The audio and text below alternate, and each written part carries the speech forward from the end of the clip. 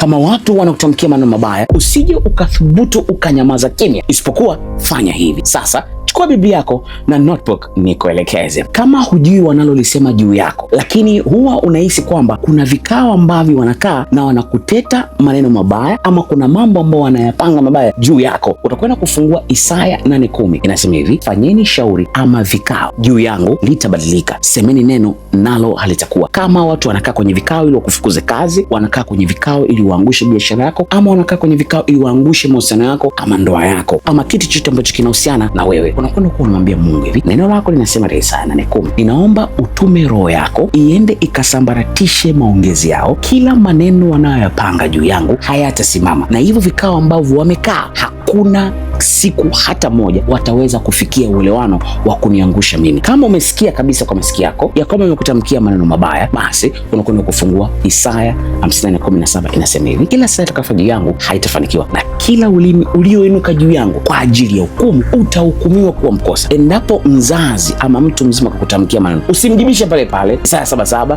Utaenda pembeni, utakwenda kumwambia Mungu hivi, amesema kwamba sitaolewa, amesema kwamba nitateseka kwenye ndoa, amesema kwamba nitateseka duniani. Haya maneno hayatakaa yadhihirike kamwe kwenye maisha yangu.